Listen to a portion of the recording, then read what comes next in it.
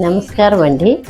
మన భారతదేశంలో ఎన్నో శక్తిపీఠాలు ఉన్నాయి. కానీ స్వయంభూగా వెలిసి కృష్ణానది ఒడ్డున ఇంద్రకీలాద్రి కొండపై భక్తులు కోరికలు తీర్చే కల్పవల్లిగా పూజలు అందుకుంటున్న క్షేత్రం విజయవాడ కనకదుర్గమ్మ ఆలయం.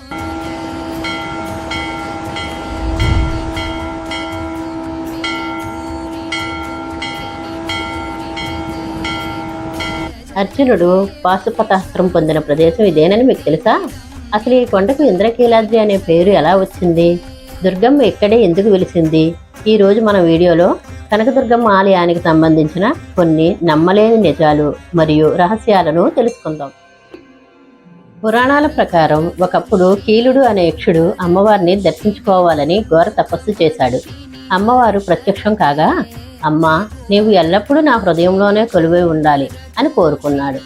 దానికి అమ్మవారు ప్రసన్నురాలై, కృతయుగంలో నేను మహిషాసురుడిని సంహరించిన తర్వాత నీవు పర్వత రూపంలో వెలిస్తే నేను నీపై స్వయంగా అవతరిస్తాను అని వరమిచ్చింది.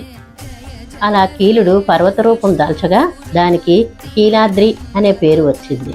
ఆ తర్వాత ఇంద్రాది దేవతలు ఇక్కడ కొలువై ఉండడం వల్ల దీనికి ఇంద్రకీలాద్రి అని పిలుస్తారు. మరో కథనం ప్రకారం లోకకంటకుడైన మహిషాసురుణ్ణి అంతం చేయడానికి దేవతలందరి శక్తులతో దుర్గాదేవి అవతరించింది. ఇంద్రకీలాద్రి కొండపై జరిగిన భీకర యుద్ధంలో అమ్మవారు మహిషాసురుణ్ణి వధించి లోకాలను రక్షించింది.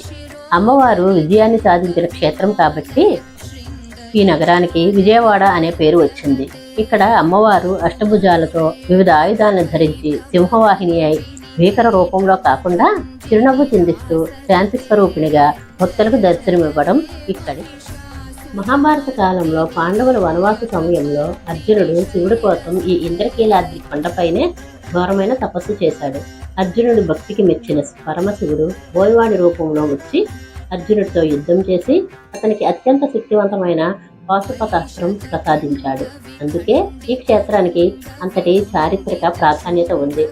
అంతేకాదు, ఆదిశంకరాచార్య వారు ఈ ఆలయాన్ని సందర్శించి అమ్మవారి ఉగ్రరూపాన్ని శాంతింపజేయడానికి ఇక్కడ శ్రీచక్రాన్ని ప్రతిష్ఠించారు. అప్పటి నుండి అమ్మవారు అత్యంత శాంతిమూర్తిగా పూజలు అందుకుంటున్నారు. విజయవాడ కనకదుర్గమ్మ ఆలయం అనగానే మనకు గుర్తుకు వచ్చేది శరన్నవరాత్రి ఉత్సవాలు. 9 రోజుల పాటు అమ్మవారు రోజుకో అవతారంలో బాలా త్రిపుర సుందరి, గాయత్రి, లలిత, సరస్వతి, మహాలక్ష్మి, దుర్గాదేవి, మహిషాసుర మర్దిని, రాజరాజేశ్వరి దేవిగా భక్తులకు దర్శనమిస్తారు. ముఖ్యంగా మూలా నక్షత్రం రోజున అమ్మవారిని దర్శించుకోవడానికి దేశం నలుమూలల నుండి లక్షలాది మంది వస్తారు. దసరా చివరి రోజున కృష్ణానదిలో జరిగే తెప్పోత్సవం కన్నుల పండుగగా ఉంటుంది. హంసవాహనంపై అమ్మవారు విహరించే ఆ దృశ్యం దేవలోకాన్ని కనిపిస్తుంది. చూశారుగా, ఎన్నో చారిత్రక ఆధ్యాత్మిక రహస్యాలకు నిలయమైన విజయవాడ కనకదుర్గమ్మ క్షేత్ర విశేషాలు. మీరు ఎప్పుడైనా ఈ ఆలయాన్ని సందర్శించారా?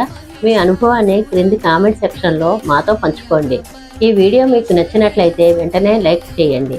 మీ ఫ్రెండ్స్ అండ్ ఫ్యామిలీకి షేర్ చేయండి.